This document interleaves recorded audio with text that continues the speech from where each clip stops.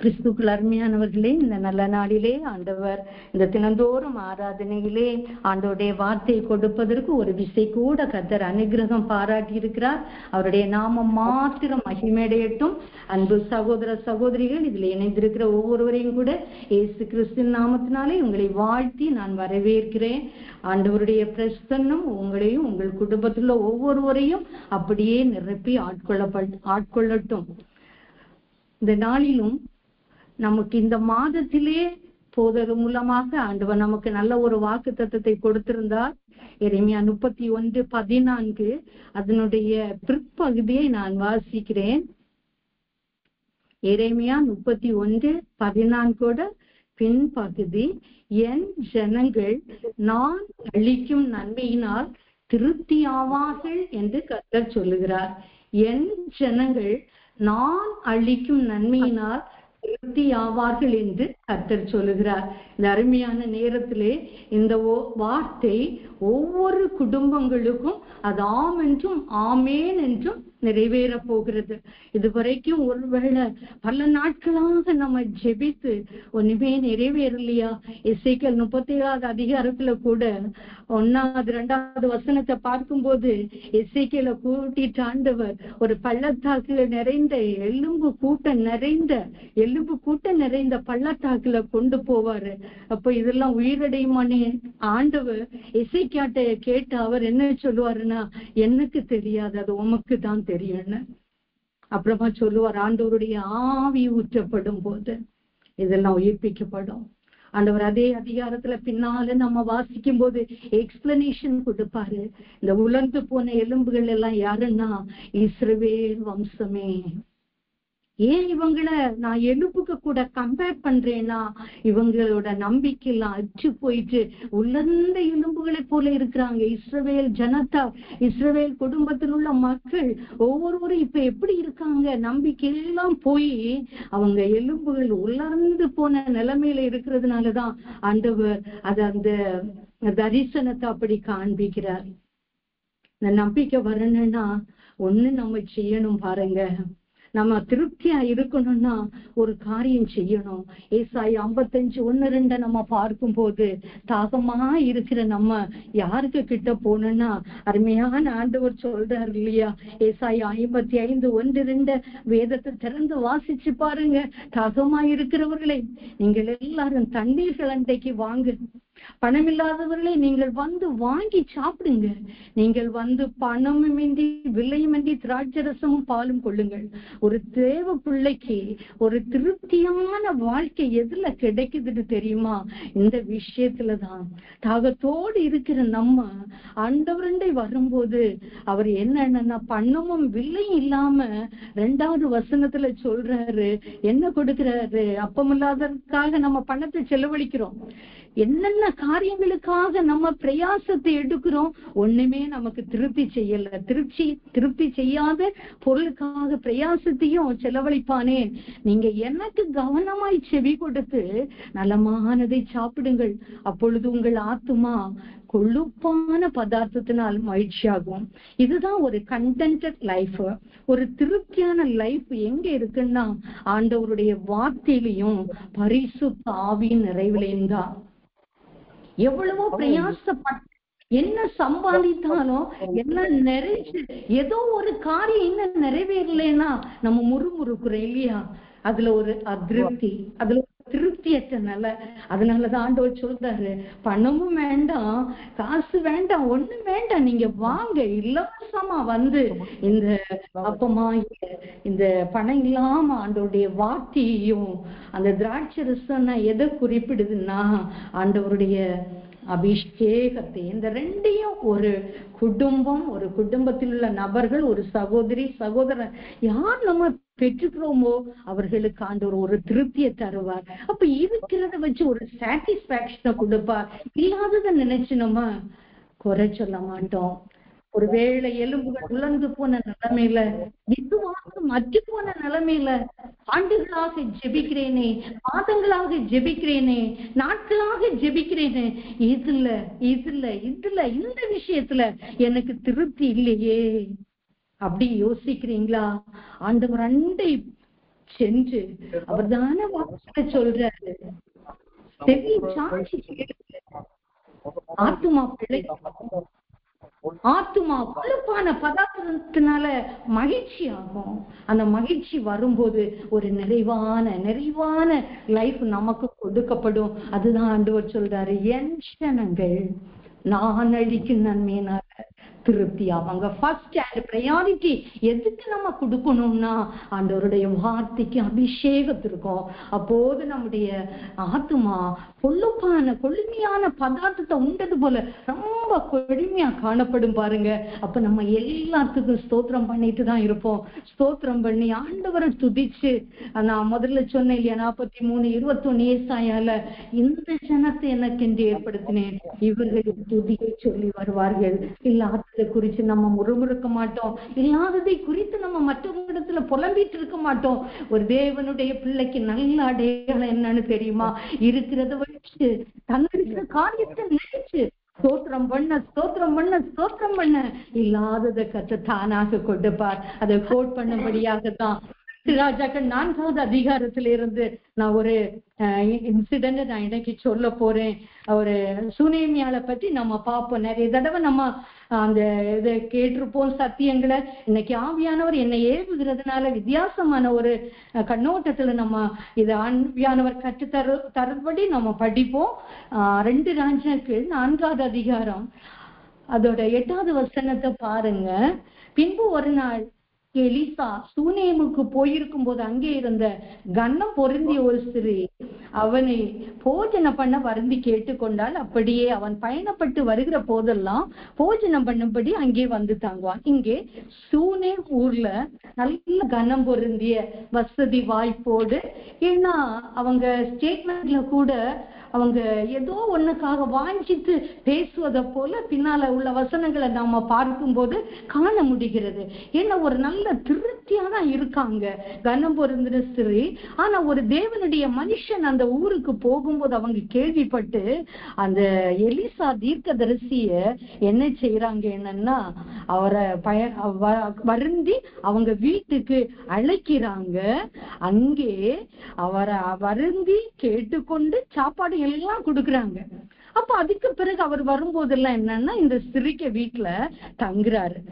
அப்போ இந்த ஸ்திரீகிட்ட காணப்பட்ட முதலாவது குவாலிட்டி என்னன்னா, ஒரு தேவனுடைய தாசர்களை, அவ ஒரு கர்ணம் பொருந்தின ஸ்திரீயாக இருந்தாலும் அந்த தேசத்திலே நல்ல ஒரு ஸ்டேட்டஸ்ல அவ வாழ்ந்தாலும் தேவனுடைய மனுஷனை கனப்படுத்தி அவ வீட்டுல கூப்பிட்டு அவருக்கு போஜனம் கொடுக்கிற ஒரு ஸ்திரியா காணப்படுறா. ஃபர்ஸ்ட். 2வது வார்த்தை நீங்க பாத்தீங்கன்னா, அவள் தன் புருஷனை பார்த்து சொல்றா, நம்மிடத்துல எப்போது வந்து போகிறாரே. அப்ப இந்த சூனேம் ஊருக்கெல்லாம் வரும்போது அவர் எங்க வாராருன்னா இந்த சூனேமியாளுடைய வீட்டுல வாராரு.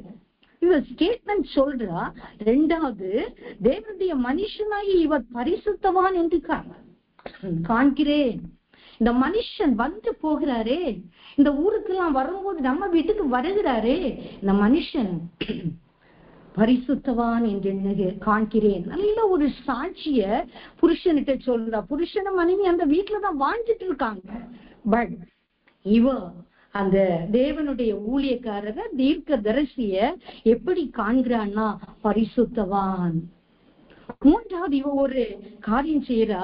ஹஸ்பண்ட சொல்றா, இந்த பரிசுத்தவான் வந்து போய் இருக்கிறார் இல்லையா, சாப்பிட்டுட்டு அப்படியே போவார் போல, இவருக்கு ஒரு பிரைவசி நம்ம கொடுக்கணும். அதனால நான் மெத்தின் மேல ஒரு சிறிய அறை வீடை கட்டி 10வது வசனத்துல ஒரு கட்டில் மேய்ச்ச நாற்காலி எல்லாம் வைப்போம், அவர் நம்மிடத்தில் வரும்போது அங்கே தங்கலாம். வந்து போய் இருக்கிறவராக இல்ல, அவர் அப்படி இங்கேயே ஊழியத்தை நிறைவேற்றுகிற காலம் வரையிலும் நம்ம வீட்டுல தங்குவதற்கு இவருக்கு அறை வீடையும் கட்டுவோம். அப்படி இந்த 3 காரியத்தையும் இந்த அம்மா செய்தாச்சு. ஃபர்ஸ்ட் வரும்போதெல்லாம் அவர் அழைப்பா, போஜனம் கொடுப்பா. 2வது, இந்த மனுஷனை பற்றி நல்ல ஒரு ஸ்டேட்மெண்ட தன்னோட கணவன்கிட்ட சொல்றா, பரிசுத்தவான். 3வது, இவருக்கு நம்ம அப்போ மாடி வீடு அந்த நாட்கள்ல இருக்குல்ல. நம்ம இத காரியத்தை நம்ம பார்க்கும் போது ஆண்டவர் பெத்தானியா கிராமத்துக்கு போகும்போதெல்லாம் அங்க என்ன செய்வாருன்னா, மார்த்தாள் மரியாள் லாசரு குடும்பத்துக்கு இல்லையா, பெத்தானியாவுக்கு அந்த கிராமம் வழியா ஆண்டவர் ஊழியம் செய்ய போனாருன்னா ஆண்டவர் அவங்க வீட்லயும் தங்குவாரு. மார்த்தாள் அழகா அவரை ஏற்றுக்கொள்ளுவா. ஆனா பாதத்துல அமர மாட்டா. மரியாள் என்ன செய்வான்னா, பாதத்துல அமர்ந்த ஆண்டவருடைய வார்த்தையை கேட்டு கொண்டிருப்பாள். அப்படி அந்த காலத்து லேடிஸ் ரொம்ப தேவனையும் தேவனுடைய தாசர்களையும் ரொம்ப மதிச்சு நடந்திருக்காங்க. அதே மாதிரி ஒருவேளை இந்த நாட்கள்ல தான் நம்ம பெரிய இந்த பிளாட் அபார்ட்மெண்ட்ஸ் எல்லாம் இருக்குதோன்னு நினைக்கிறோம். அந்த நாட்கள்ல இருக்கு. நம்ம பிரசங்கில படிப்போம், முன் இருந்ததுதான் இப்போ நடக்கும். பூமியிலே நூதனமானது என்று சொல்லப்படுவதற்கு ஒண்ணுமே இல்லை. எத்தனையோ வருடங்களுக்கு முன்னால நிறைய சிவிலைசேஷன்ஸ் எல்லாம் வரும்போது நம்ம பாக்குறோம் அடுக்குமாடி கட்டடங்கள். அப்படி அந்த நாட்கள்லயே இந்த காரியங்கள் எல்லாம் இருந்திருக்கு. இந்த சூலேமியாள் தேவனுடைய தாசனை தன்னுடைய வீட்டுல தங்குவதற்கு கூட ஒரு பிரைவேட்டான மேல் வீட்டறையை கூட கட்டுவதற்கு தன்னுடைய கணவன்கிட்ட சொல்லி அதற்கான ஏற்பாடுகளை எல்லாம் செய்தாங்க. இதே சிச்சுவேஷன்ல இருக்கும்போது ஒரு நாள் என்ன செய்யறாருன்னா, எலிசா அங்கே அந்த அறை வீட்டுல தங்குறாரு. 11வது வசனம் அதுக்கு கீழே எல்லாம் நம்ம பார்க்கும் போது, அப்ப அவர் படுத்திருக்கும் போது அவருக்கு ஆவியில ஏவுதல் ஆகி, அடுத்த வசனத்துல 12ல நம்ம பாக்குறோம், வேலைக்காரனாயே கேயாசியை நோக்கி கூப்பிடுற, இந்த சூனேமியால கொஞ்சம் அழைச்சிட்டு வா. அவனுக்கு முன்பாக நிற்கும் போது கேயாசிய பார்த்து இவரு நம்ம எலிசா கேட்கிறாரு, இதோ இப்படிப்பட்ட சகல கரணையோடும் இவ எவ்வளவு அழகா விசாரிக்கிறா இல்லையா, நம்மள இப்படி விசாரிக்கிறாள, இவளுக்கு என்ன செய்யணும்?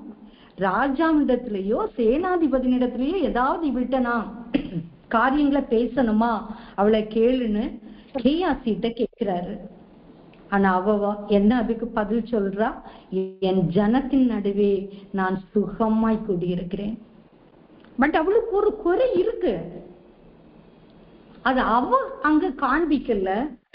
எத்தனையோ நாள் இதற்கு முன்னால அவர் ஊழியத்தின் நிமித்தமாக அந்த இடத்துக்கு போயிருக்கிறாரு, அந்த ஊருக்கு போறாரு. பட் ஒரு நாள் அவள் அதை ஊழியக்காரரிடம் காண்பிக்கல.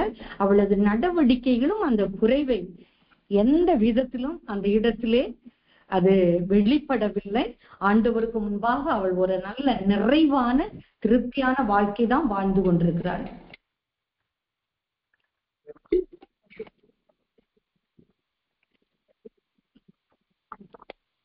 திரும்ப இவ அப்படி சொன்ன பிறகும் அவளுக்கு செய்ய வேண்டியது என்ன என்று கேயாசியை அவன் கேட்டதுக்கு கேயாசி சொல்றான். அப்ப இங்க இவரோட பிரசன்ஸ்ல இந்த அம்மா என்ன சொல்றாங்கன்னா, என் ஜனத்தின் நடுவே நான் சுகமா தான் குடியிருக்கிறேன். கேயாசி சொல்றான் 14வது வசனத்துல, அவளுக்கு பிள்ளை இல்ல, புருஷனும் பெரிய வயதுல. சோ இவங்களுக்கு ரொம்ப ஏஜ்டு ஆயிட்டு போல, ரொம்ப ஏஜ்ல இருக்காங்க. அதை பத்தி அவங்க நினைக்கல. கர்த்தர் கொடுத்திருக்கிறதான அந்த அபிஷேகத்தோடு நிறைவா ஆத்துமா கொழுப்பான பதார்த்தத்தினால மகிழ்ந்து இருக்கிறதை போல ஒரு சாட்டிஸ்பாக்சனோட வாழ்கிறதுனால இவங்க இதை பத்தி சட்டை பண்ணல. அது குறையாகவோ இது ஆண்டவர் தரலையோன்னு இந்த இடத்துல சொல்லல. பட் வேலைக்காரன் அதை அறிஞ்சு தீர்க்கதரிசிட்ட சொல்லும் போது திரும்ப அவளை கூப்பிடுன்னு சொல்லிட்டு அவளை கூப்பிட்டு அவ வந்ததும் தீர்க்கதரிசி 16வது வசனத்துல சொல்றாரு, ஒரு பிராண உற்பத்தி கால திட்டத்துல நீ ஒரு குமாரனை அணைத்து கொண்டிருப்பாய். உடனே அவ என்ன சொல்றான்னா, உமது அடியாளுக்கு அபத்தம் சொல்ல வேண்டாம். இத நான் ஏன் ஜனத்தாரின் மத்தியில ஜனத்தின் நடுவிலே சுகமா இருக்கிறேன், இவ்வளவு வயசு காலத்துல எல்லாம் போயிட்டு இல்லையா, அதெல்லாம் அவ அப்படி சொல்லாம எனக்கு அபத்தம் சொல்ல வேண்டாம் அப்படின்னு சொல்லிட்டு சொன்னா. ஆனா ஆண்டவருடைய சித்தத்தின்படியாக தீர்க்கதரிசியின் வார்த்தையின்படியாக அப்படி அவ கற்பந்தரித்து பிள்ளை எல்லாம் பிறக்குது. வளர்ந்தான். தகப்பனோட சேர்ந்து அவனும் வயல் அறுப்பறுக்கிற இடத்துல இவனும் தகப்பன் சைடு போயிருக்கான். தகப்பனார் கூட்டிட்டு போயிருக்கிறாரு. ஒரு பர்டிகுலர் டே இந்த பையன் தலதோகுது அப்படின்னு சொல்லிட்டு சொன்னதும் தகப்பன் என்ன செய்தான்னா வேலைக்காரனை விட்டு இந்த பையனை அனுப்பி விட்டாரு. 20வது வசனம், அந்த பையனை எடுத்து அவ மடியிலே மத்தியான நேரம் வரைக்கும் வச்சிருக்கா, பிள்ளை செத்து போனான். அருமையார்களே, இங்கதான் நம்ம கொஞ்சம் கவனிக்கணும். குழந்தை நீண்ட நாளுக்கு பிறகு பிறந்திருக்கு, வயல்வெளிக்கு எல்லாம் போயிருக்கான். தகப்பன வேலைக்காரனை விட்டுதான் இந்த குழந்தை இங்க அனுப்பியாச்சு. குழந்தை இப்ப மத்தியானம் மட்டும் இருந்துட்டு குழந்தை செத்து போறான். இப்போ இவ என்ன செய்திருக்கணும்? கணவருக்கு ஒரு வேளை சொல்லி விட்டுருக்கணும் இல்ல, அல்லது ஏதாவது பரிகாரம் செய்யணும், டாக்டர்கிட்டயோ மருத்துவர்கிட்ட எங்கேயாவது போய் அப்படி போகணும். பட் இவட்ட இருந்த நல்ல குவாலிட்டி என்னன்னு தெரியுமா? 21வது வசனத்துல பாக்குறோம், அவ ஏறி போய் அந்த தேவனுடைய மனுஷன் கட்டிலுக்கு மேல அதை வச்சுட்டு கதவை பூட்டிட்டா. யாருக்கும் தெரியாது, வேலைக்காரனுக்கும் தெரியாது, யாருக்கும் தெரியாது. அவளுக்கும் ஆண்டவருக்கும் உள்ள ஒரு உறவு தான் இந்த இடத்துல நடைபெற்று கொண்டே இருக்கிறது. பூட்டி வச்சுட்டு வேலைக்காரனை கூப்பிட்டு அப்படியே கழுதுல ஏறி, எந்த இடத்துலயும் நீ ஸ்டாப் பண்ண கூடாது, நான் ஸ்டாப் பண்ண சொல்லக்கூடிய இடத்துலதான் நீ பண்ணணும்னு சொல்லிட்டு அப்படியே போயிட்டு இருக்கா. 2 ராஜாக்கள் 4:27 பாருங்க. அப்படியே போய் பர்வதத்தில் இருக்கிற தேவனுடைய மனுஷனிடத்துல அவ என்ன செய்யறா, வந்து அவனுக்கு காலை பிடிக்கிறான். அடுத்து அவளோட குவாலிட்டி, அந்த எல்லா இடங்களையும் அம்பலம் ஆக்காம இப்படி நடந்தது, அக்கம் பக்கத்துல இந்த விஷயத்த சொல்லி அப்படி அந்த தம்பட்டை அடிக்காம அந்த இடத்த கலங்கடிக்காம கரெக்டா என்ன செய்யறா, போக வேண்டிய இடத்துக்கு போய் தேவனுடைய மனுஷனுடைய காலை பிடித்து கொள்கிற நல்ல ஒரு கிருபை அவகிட்ட இருந்தது. வேலைக்காரன் தடுக்கிறான், ஆனா தடுக்காதேன்னு தீர்க்கதரிசி சொல்றாரு. 4:29 அடுத்த ஸ்டெப் எடுக்கிறாரு எலிசா தீர்க்கதரிசி. ஆண்டவர் எனக்கு இப்படி மறைச்சிட்டாரே, அவ வேதனையோட வந்திருக்கான்னு சொல்லிட்டு பிள்ளை இறந்த செய்தி அவர் தெரிஞ்சு கேயாசிட்டு என்ன செய்யறாருன்னா, எலிசா தீர்க்கதரிசியோட ஒரு தடியை எடுத்து அந்த பிள்ளைக்கு முகத்துல வைன்னு அந்த டாஸ்க வேலைக்காரன்கிட்ட கொடுத்து முடிக்கலான்னு இருக்கிறாரு. ஆனா சூனேமியால் விடல. 4:30 பாருங்க, நான் உம்மை விடுவதில்லை. அவ தேவனுடைய வார்த்தை இருக்கிற தேவ மனுஷனை தான் அப்படி நம்பிக்கையோட பிடிக்கிறான். வேலைக்காரன் கேயாசி இல்ல, உமக்கு தடி அப்படி கொடுத்து விடுறது எல்லாம் எனக்கு இப்போ நம்பிக்கை இல்லை, பட் நான் உண்மை விடுவதில்லை. வேற வழி இல்லை. எலிசா தீர்க்கதரிசி என்ன செய்யறாரு, அப்படியே அவள் கூட வாராரு. வந்து மேல் வீட்டறையில போறாரு. போகும்போது கேயாசி கொண்டு போய் அந்த தடியை வச்ச பிறகும் பிள்ளை எழும்பல்ல. இவர் அந்த பிள்ளைக்கு மேல முகம் கூப்புற விழுந்து தேவனை நோக்கி அவர் ஜெபிக்கும் போது பிள்ளையுடைய ஜீவன் உயிர் அவனுக்குள்ளால திரும்ப வந்தது. இப்ப என்ன செய்யறாரு, எடுத்துட்டு போன ஆள் விடுறாரு. 2 ராஜாக்கள் 4:37 அவ போய் அடுத்த ஸ்டெப், பாதத்தை பிடிச்சவ, உம்மை விடமாட்டேன்னு சொன்னவ இப்ப பாதத்துல தரை மட்டும் பணிச்சு ஆண்டவரை தேங்க் பண்ணிட்டு, தீர்க்கதரிசிக்கும் தேங்க் பண்ணிட்டு குமாரனை எடுத்து கொண்டு வெளியே போறா. அவளோட இடத்துக்கு கொண்டு வரா. கிறிஸ்துவுக்குள் அருமையானவர்களே, எவ்வளவு ஒரு பெரிய விசுவாசம் பாருங்க. ஒரு தேவனுடைய மனுஷனை இவர் தேவனுடைய தீர்க்கதரிசி தான் என்று காண்கிற ஒரு இருதயம் இந்த அம்மாவுக்கு கொடுக்கப்பட்டிருந்தது, கர்த்தரால கொடுக்கப்பட்டது. என்ன திருப்தியாக வாழ்ந்த ஒரு பெண்மணி, குறைய நினைச்சு அலட்டாதபடி தெய்வீகத்துல கனம் பொருந்தியவளா வாழ்ந்த இந்த பெண்மணி தேவனுடைய தீர்க்கதரிசி யார், தேவனுடைய வார்த்தையை சுமக்கிற மனுஷன் யார், தேவனோடு இருக்கிற மனுஷன் யார் என்பதை ஐடென்டிஃபை பண்ணக்கூடிய நல்ல ஒரு இருதயம் இவளுக்கு இருந்தது. அந்த மனுஷனை கனம் பண்ணக்கூடிய ஒரு அனுபவம் இந்த லேடிக்கு இருந்தது. அது மாத்திரம் இல்ல, இவர் அப்படியே வந்து போய் இருக்கிறாரே, இவர் பயணப்பட்டு வரும்போது இங்கே ஊழியங்கள் இருக்குமானால் நம்முடைய வீட்டிலேயே ஒரு இடத்தை கொடுத்து இவரை ஊழியத்திலே அதிக நாட்கள் இந்த இடத்துக்கு பிரயோஜனம் உள்ளவராக மாற்றலாமே என்று சொல்லி அவருக்கு ஒரு தனி அறையை உண்டு பண்ணின நல்ல சுபாவத்தை உடைய அந்த சூனேமியான். அது மாத்திரம் இல்ல, குழந்தைக்கு ஒரு ஆபத்து வந்த போது தன் கணவனிடம் கூட சொல்லாமலும், வேதத்திலே நாம் ஒரு வார்த்தையை படிப்போம், அறிவாளி தன் வார்த்தையை அடக்குகிறான். இது வேண்டாம், இதுல சொல்லி நம்ம பப்ளிசிட்டி பண்ண வேண்டாம். போக வேண்டியவர்கிட்ட போவோம், போக வேண்டிய தேவனுடைய சமூகத்துக்கு போவோம். அவராலே எனக்கு ரட்சிப்பு வரும். அவதானே நம்ம வஞ்சனை செய்யாதிருக்க ஏசாயா 63:3 பாக்குறோம் இல்லையா? அவர்கள் என் ஜனத்தார் என்று, அவர்கள் வஞ்சனை செய்யாதிருக்கும் பிள்ளைகள் என்று சொல்லி நமக்கு அவர் ரட்சகர் ஆனாரே. நம்முடைய ரட்சிப்பு அவரிடத்துல இருக்கிறது. இந்த பிள்ளைய நான் கேட்கல, தேவனே தீர்க்கதரிசி மூலமாக சொல்லி எனக்கு இதை கொடுத்தார். ஆண்டவர் தருகிற நன்மையினால நான் வாழ்ந்துட்டு இருந்தேன். இந்த குறைவோடு நான் இருக்கக்கூடாது என்று இதையும் ஆண்டவர் திருப்திப்படும்படியாய் தந்தார். இப்போது இந்த பிள்ளைக்கு இந்த சம்பவம் நேர்ந்திருக்கிறது. ஆனால் நான் என்ன செய்யணும்? இந்த கிரிட்டிக்கல் சிச்சுவேஷன்ல செல்ல வேண்டிய இடத்துக்கு போய் செய்ய வேண்டிய காரியத்தை தான் செய்யணும். ராங் பிளேசஸ்ல ஏன் கான்சென்ட்ரேஷனை செலுத்தக்கூடாது? கணவனுக்கு சொல்லிவிட்டோ, இல்ல கணவனை வருத்தியோ, இன்னும் வேலைக்காரர்களை எல்லாம் கூட்டிட்டோ அப்படி இப்படி எல்லாம் அவ போக பிரயாசப்படல. பிள்ளை அப்படியே தேவனுடைய மனுஷன் இருந்த அறை வீட்டை பூட்டி வைத்து கொண்டு துரிதமாக செயல்பட்டாள். அங்க போன பிறகு என்ன செய்தா? தேவனுடைய தாசனுக்கு காலை பிடிக்கிறா. காலை பிடிச்சிட்டு அவ சொல்றா, உண்மை விடுவதில்லை. நான் அபத்தம் சொல்ல வேண்டாம்னு நான் சொல்லி இருக்கேன். அதை மீறி எனக்கு இந்த குழந்தை கிடைச்சிச்சு. இதுக்கு சொல்யூஷன் உங்ககிட்டதான் இருக்கு அப்படின்னு சொல்லிட்டு அவரையே பிடிச்சிட்டு வந்தா. கடைசியில தீர்க்கதரிசி வந்து மகனுக்கு உயிர் கிடைத்த பிறகு பாதத்துல தரை மட்டும் பணிச்சு அந்த மகனை உயிருள்ளவனாக எடுத்தா. கிறிஸ்துவுக்குள் அருமையானவளே, எவ்வளவு விசுவாசமான ஒரு பெண்மணி, எவ்வளவு ஞானமாக நடந்து கொண்ட பெண்மணி. நீதிமொழியின் 31வது அதிகாரத்துல இந்த புத்தியுள்ள ஸ்திரீகளை பற்றி நிறைய காரியம்.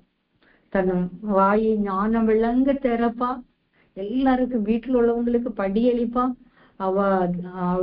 அவளையும் அந்த அநேகம் பெண்கள் குணசாலிகளா இருந்தது உண்டு. எல்லாருக்கும் மேற்பட்டவள் என்று அவள் கணவனை அப்ரிஷியேட் பண்ணும்படியா இல்ல புத்திசாலித்தனமாக செயல்பட்ட இந்த சகோதரி. ஒருவேளை நம்ம உலக பிரகாரமா பார்க்கும் போது நம்ம நினைப்போம், கனம் பொருந்தின ஸ்திரீ, நல்ல பணக்கார, அப்படி நல்ல வாழ்க்கையா நடந்துட்டு இருந்தா, தேவனுடைய மனுஷனை கனம் பண்ணி போஜனம் கொடுத்து இப்படி எல்லாம் செய்தவளுக்கும் இப்படி குறை இருக்குமா? நிறைய நேரங்கள்ல அது மறைவானதெல்லாம் ஆண்டவருடைய ஒரு ரகசியம். நம்முடைய வழிகள், நம்முடைய நினைவுகள், நம்முடைய செய்கைகள் கரெக்ட் ஆண்டவர் விரும்புகிற கரெக்ட் லெவல்ல வந்து நிற்கும் போது அற்புதம் தானாக நிகழும். அதுவரையிலும் ஒருவேளை தடைகள், தாமதம் அப்படின்னு சொல்ல எத்தனையோ நம்ம சாட்சிகளை கேட்கிறோம். வரும் ஆனா நிறைவானவர் வரும்போது குறைவானதெல்லாம் ஒளிந்து நிறைவான ஆவியானவர் குடும்பங்களிலே வரும்போது குறைவானது ஒளிந்து அப்படியே இந்த சகோதரருடைய வீட்டிலும் நிறைவான தேவனுடைய சமூகம் வந்த போது அவருடைய குறைவுகள் நீக்கப்படத்தக்கதாய் கர்த்தர் எலிசா தீர்க்கதரிசியின் மூலமாக செயல்பட்டு அவளுக்கு அருமையான ஒரு ஆண் குழந்தையை கொடுத்தார். இப்ப நமக்கு ஒரு டவுட் வருது, குழந்தைய கொடுத்தாச்சு, ஏன் அதை சாகாம பாத்துக்கலாம் இல்லையா?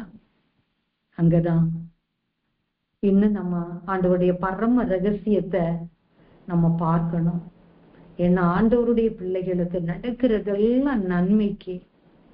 ஏன்னா இந்த சரித்திரங்கள் எல்லாம் பிற்காலத்துல நான் சொல்றேன், அந்த லேட்டர் பார்ட்ல இன்னும் சில வசனங்களை நம்ம ஆராயும் போதுதான், ஏற்கனவே இவ வீட்டுல வீட்டுல வந்ததுமே தீர்க்கதரிசி கேட்பார் இல்லையா, ராஜாவிடத்திலாவது தேசாதிபதியிடத்திலாவது ஏதாவது பேசணுமா? அப்போ அவ்வளவு கனமான ஒரு பாத்திரமா எலிசா தீர்க்கதரிசி இருக்காரு. ஏன்னா தீர்க்கதரிசிகிட்ட கேட்டுதான் ராஜாக்கள் ஒவ்வொரு காரியங்களையும் செய்வாங்க. அது மட்டும் இல்ல, இந்த எலிசா தீர்க்கதரிசி எந்த இடத்துல எல்லாம் ராணுவங்கள் எல்லாம் அங்கங்க கொத்தளம் போடுவாங்களோ அவர் வீட்டுலதான் இருப்பாரு. ராஜாக்களுக்கு சொல்லுவாரு, எனிமி பர்சன்ஸ் அங்க எல்லாம் கொத்தளம் போடுறாங்க, ஜாக்கிரதையா இருந்துக்கோ.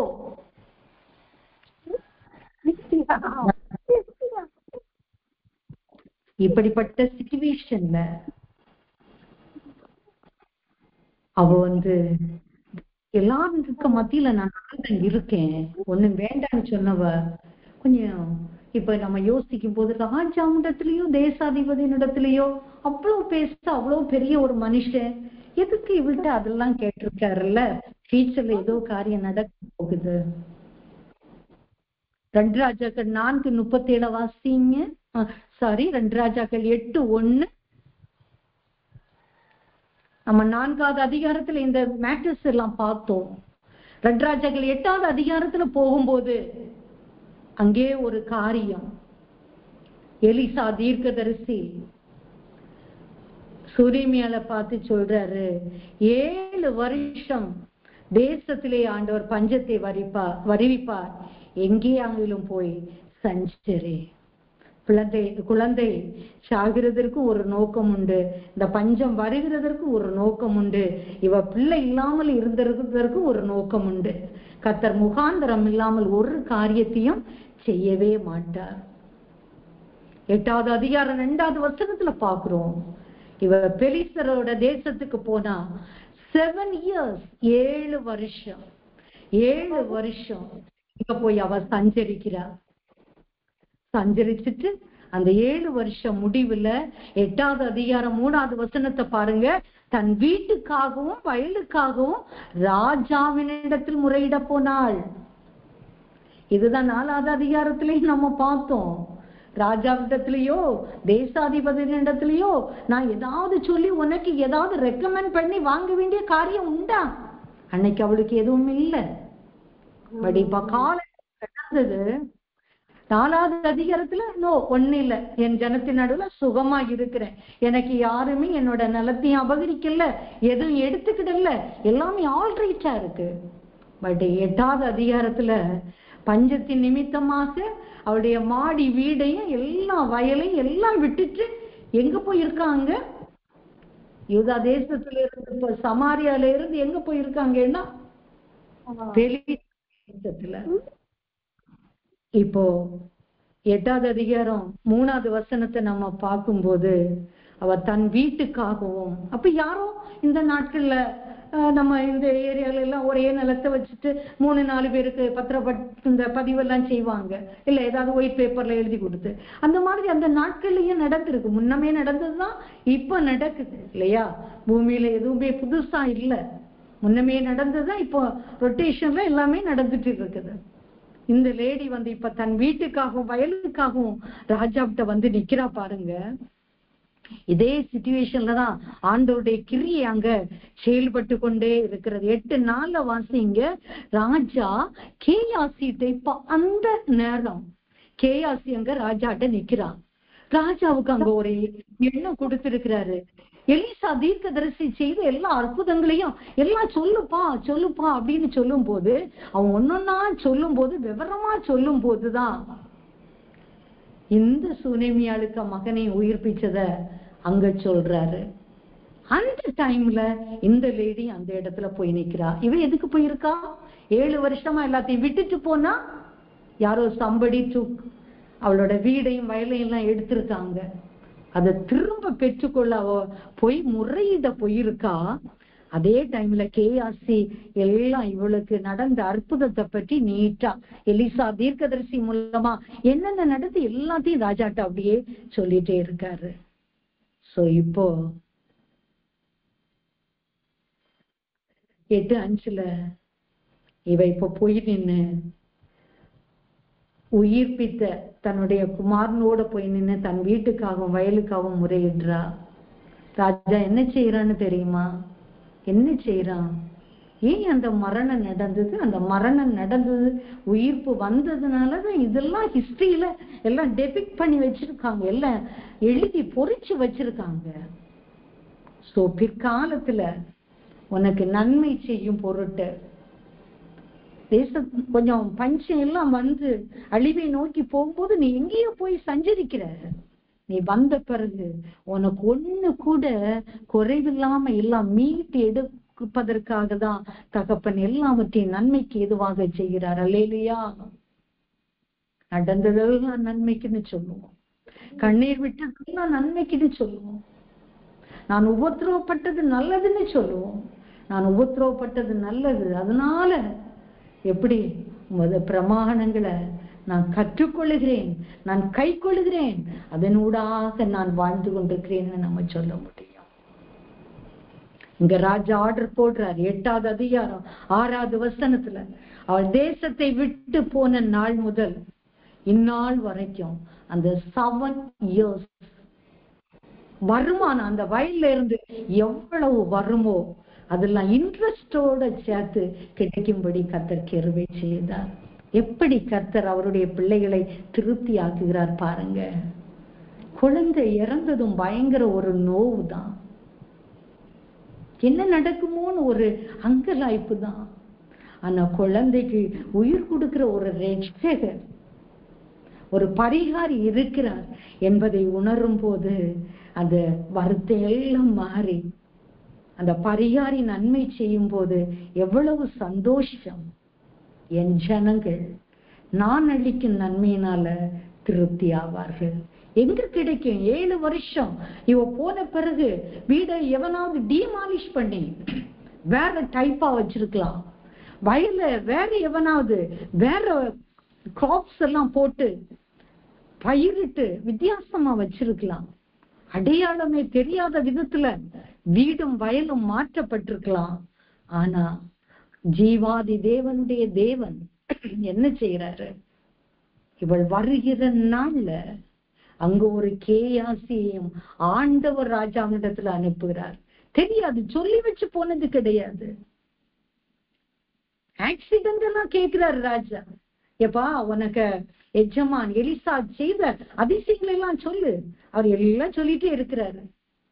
அதுல one of the miracles was இந்த சூனேமியாருடைய மகனை உயிரோட எழுப்புனது. பிள்ளை இல்லாம இருந்தது, உயிரோட செத்து போனது, உயிரோட வந்தது, எல்லாமே இவரு சொல்றாரு.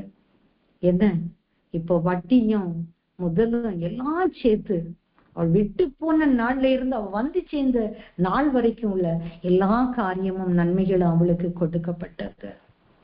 இதுதான் ஒரு தேவனுடைய பிள்ளைக்கு ஆண்டவர் செய்கிறது. நம்முடைய ஆத்துமா கொழுப்பான பதார்த்தத்தினால் நிரம்பி இருக்குமானால் என்ன அது கொழுப்பான பதார்த்தம்? ஆண்டவருடைய வார்த்தை, ஆண்டவருடைய அபிஷேகம். இந்த ரெண்டும் இருக்குன்னா ஒரு தேவனுடைய பிள்ளை ஒரு திருப்தியான வாழ்க்கைக்கு நேராக கடந்து செல்லுகிறார்கள் என்ற அர்த்தம். அது வரும்போது ஆண்டவருடைய உறவிலே நாம் அதிகப்படுவோம். நிறைவானவர் நம்முடைய வாழ்க்கையில வந்து அவர் கிரியை செய்ய தொடங்குவார். பாருங்க, நிறைவானவர் வரும்போது இவகிட்ட கூட உனக்கு என்ன வேணும்? ஒண்ணு வேண்டான்னா வேண்டான்னு சொன்ன பிறகும் ஒரு பிராண உற்பத்தி கால திட்டத்துல ஒரு குழந்தைய கொடுத்தாரு. குழந்தை இறந்த குழந்தைக்கு உயிர் கிடைச்சது. பஞ்ச காலத்துல எங்கேயோ போய் பெலிச ஏரியால சஞ்சரித்தான். வந்த பிறகு அவ இழந்த எல்லாவற்றையும் வட்டியும் எல்லா இன்ட்ரெஸ்டும் எல்லாம் சேர்த்து அவள் பெற்றுக்கொள்ளும்படியாய் ராஜா அவளுக்கு அனுகிரகம் செய்கிறார். இது எப்படி வந்தது?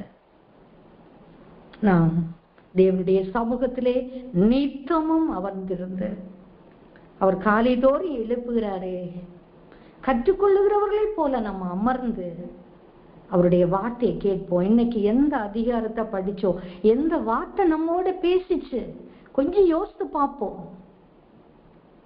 ஒருவேளை அநேக குடும்பங்களில் இருக்கிற சகோதர சகோதரிமார்கள் அந்த பள்ளத்தாக்கிலே இருந்த எலும்புகளை போல உலர்ந்து போன அனுபவத்தோடு நம்பிக்கை அற்று போயிருக்கிற இஸ்ரவேல் ஜனங்களை போல நாமும் இருக்கலாம். நாமும் ஒரு இந்த டைம்ல இல்லாட்ட ஏதோ ஒரு டைம்ல அப்படி நம்பிக்கையற்று சில விஷயங்களை நம்மவும் இருந்துட்டு தான் நம்ம வந்திருக்கலாம்.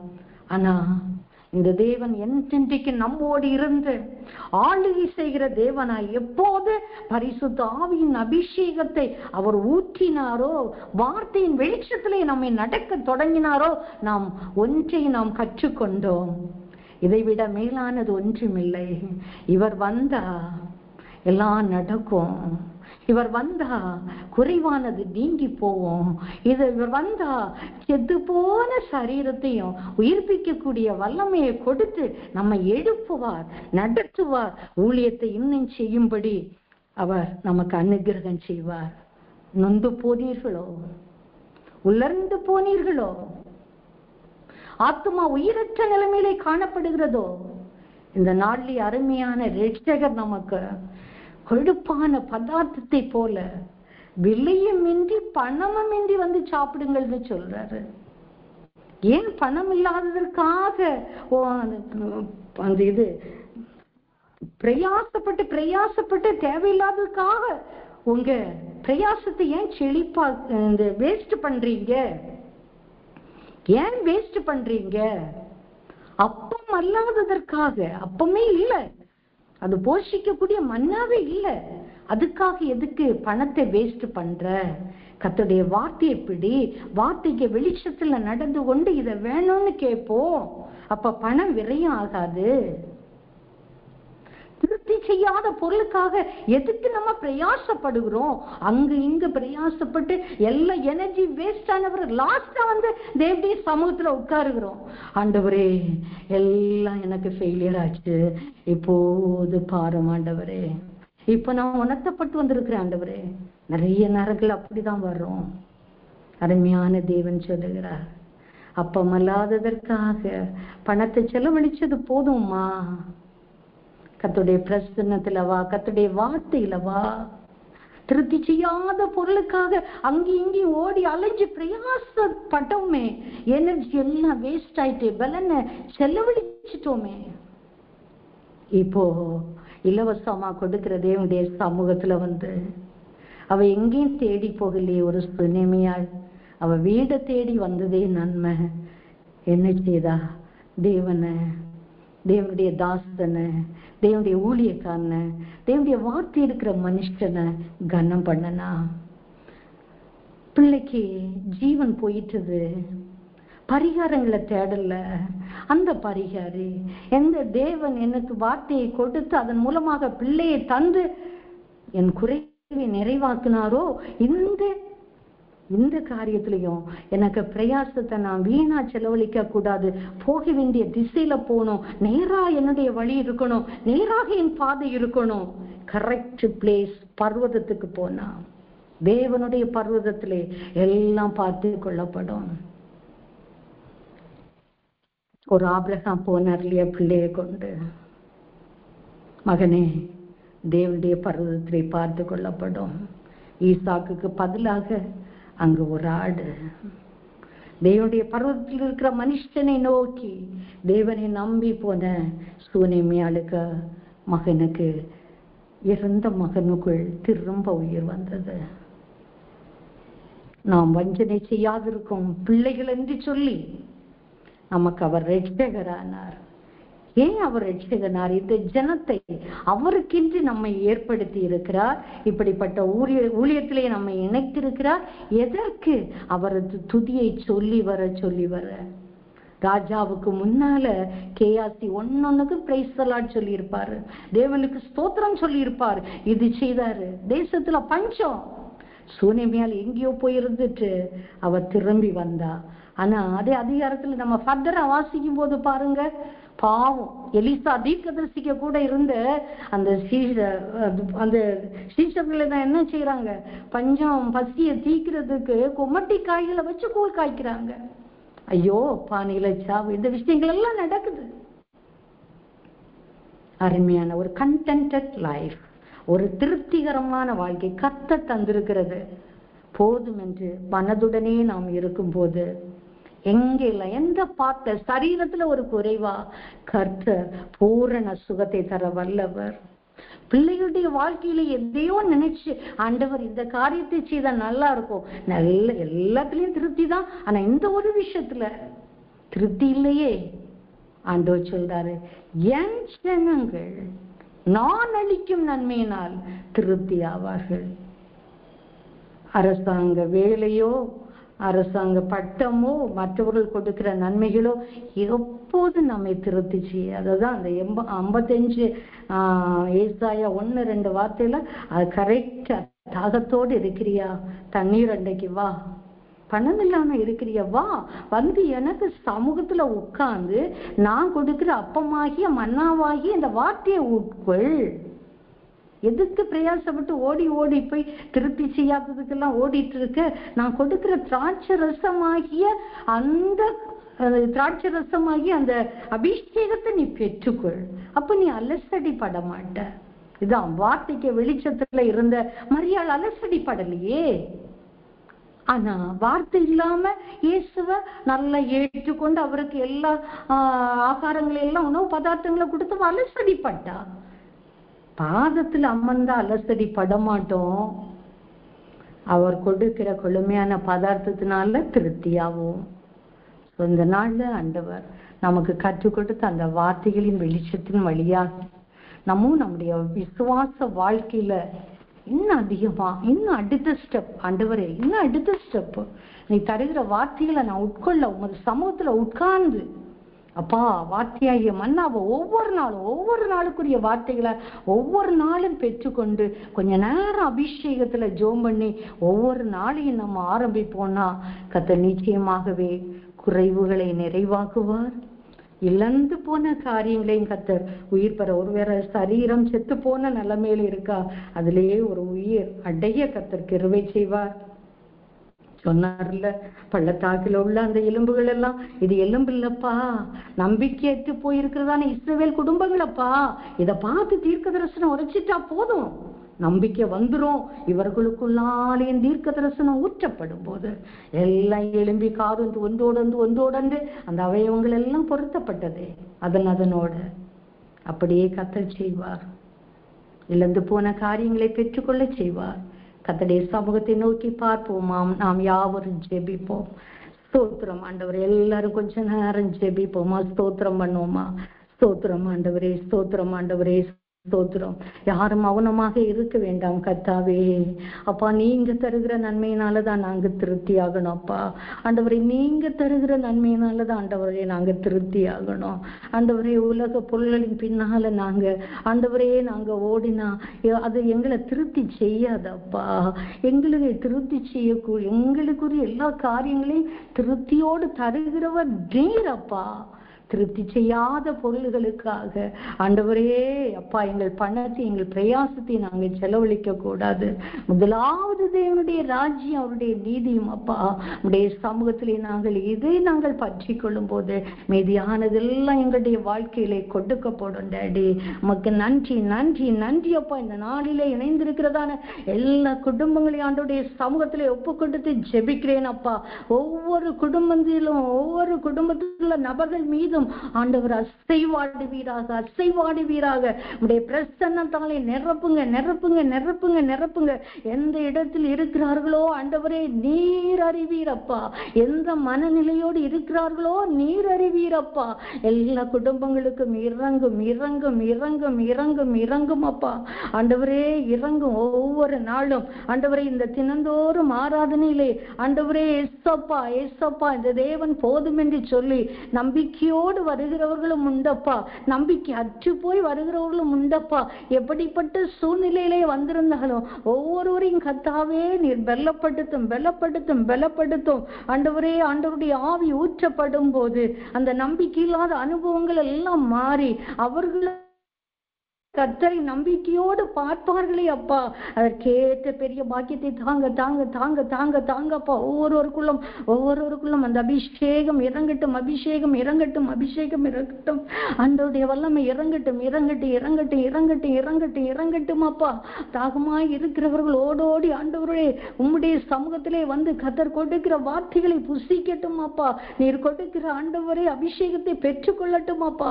ஒவ்வொருவருடைய ஆத்துமாக்களும் ஆண்டவரே, ஒவ்வொருடைய ஆத்துமாவும் இந்த நாளிலே கொழுப்பான பதார்த்தத்தினால மகிழ்ச்சியாகட்டும், மகிழ்ச்சியாகட்டும், மகிழ்ச்சியாகட்டும். சந்தோஷப்படுத்துங்க, ஒவ்வொருவரையும் சமாதானப்படுத்துங்க.